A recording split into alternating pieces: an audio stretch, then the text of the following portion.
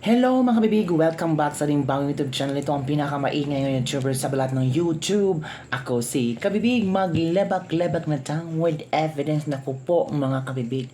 Isang malaking talanghaga, isang malaking question, at marami ang tumaas ang kilay kung saan galing ang 10 million reward money, kung sino ang makapagturo kung saan ngayon si Pastor Apollo Kibuloy. At yung iba pang kasama ni Pastor Apollo Kibuloy, tagwa 1 million. So, ilan ba yung kasama ni Pastor Apollo Kibuloy? 5? So, 5 million plus Pastor Apollo Kibuloy, 10 million. So, 15 million pesos. Saan galing ba ang pera na ito? Bakit nakafocus sila kay Pastor Apollo Kibuloy? Marami nga ngayong news na maraming mga patayan na nangyari sa Pilipinas. Maraming bata, dalagita, mga teenagers ang nawawala. Pati yung shabu, cocaine, pangbangag, ang dami nagsuputan ngayon. Bakit nakafocus sila kay Pastor Apollo Kibuloy? Ang take note, 10 milyong pesos. Nang tanong si Jay Sonsaba, magkano ang ibinayad ni Binhor Abalos?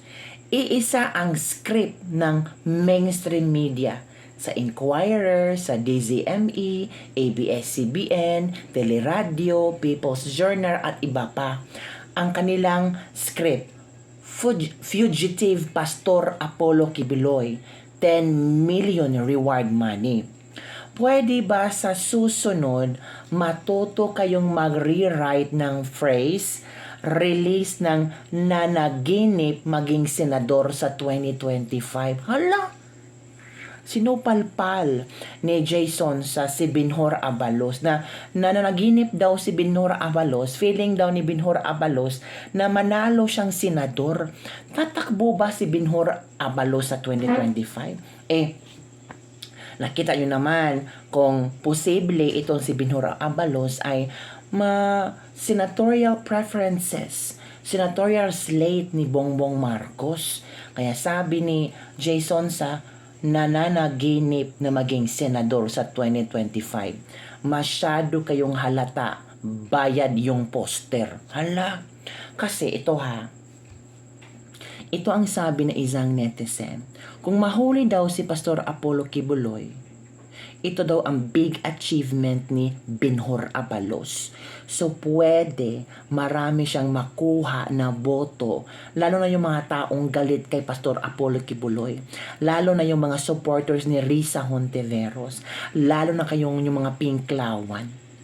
So posibleng hahanapan talaga ng way ni Binhor Abalos na mahuli itong si Pastor Apollo Kibuloy. 10 million is 10 million. Malaki na yan sa panahon ngayon. Di ba mga kabibig? Kaya, this is a pogi points. Malaking points ito ni Binhor Abalos kung sakaling tatakbo siyang senador. Kasi, matitrending siya, pag-uusapan siya.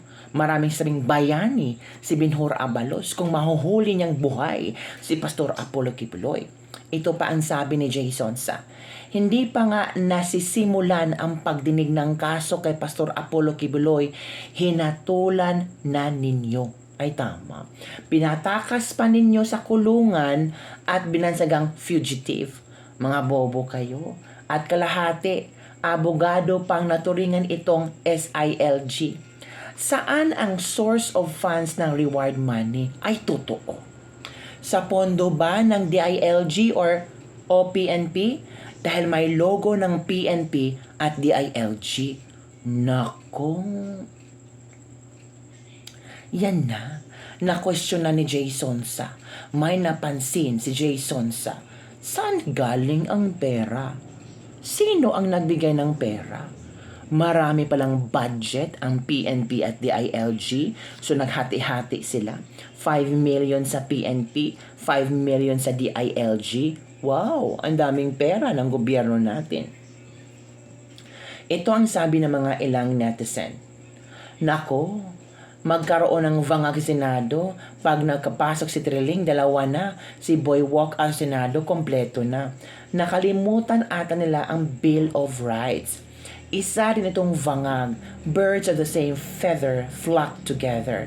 Iba talaga pag anak ng Panginoon, malaki ang reward. Yan ang sabi ng isang netizen ha. Ito pang sabi. Kaming ordinaryong mamayan, alam na alam namin na di pwedeng i-convict or tawaging kriminal ang isang tao hanggang di nahatulan ng korte. Violation of human rights na ginagawa nila. DILG Secretary at abogado pa, di pa niya naisip yun, ay may punto ang isang netizen. Diba? Buti lang tayo mga netizen. Alam natin kung tatawagin man natin kriminal si Pastor Apollo Kibuloy. Hindi pa nga nahatulan, hindi pa nga umuusad ang kaso, pero hinatulan na ng mga maraming perfectionist, maraming mga judgmental people. Kailangan ba talagang magbigay ng reward ng 10 million? Gaano ba kaimportante si Pastor Apollo Kibuloy sa buhay nila? Ay, totoo. Marami nga diyang mga hinala yung mga anak pero hindi pa nahatulan, hindi wanted pa nga sila. Ito pa. Only in the Philippines, hindi pa napapatunayan ay guilty na by using tri-media, ika nga ng trial by publicity dahil sa pamumulitika which is cancer na sakit sa ating bansa. Ng ilan mga politiko at polpolitiko at ipolitiko for their vested interests. Way of life na ng politika sa ating bansa dahil masarap mabuhay sa kaba ng bayan at yan ang nagdudumilat sa katotohanan hanggat may politikong hangad lang ay manatili sa kapangyarihan at magpayaman. Ang ating bansa ay patuloy na sa pagbagsak dahil mismong mga nasa gobyerno ang dahilan kaya hindi magtuloy-tuloy ang pag-usad nating lahat. Desperado sila para lang may ma-report sa SONA.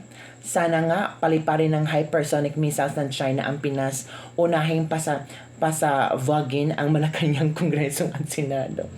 Si Abalos, utak tuyo yan, kahit abogado yan, walang alam sa batas. Sabi na isang netizen ha, yan ang sinasabi ng ama, patawarin nyo si Abalos sapagkat hindi niya alam ang ginagawa niya na convert ni Risa Hontivirus. Di ba ganyan din ang term na ginagamit niya, bangag talaga kung sino-sino at ano-anong paraan para lang mag-trending ang pangalan.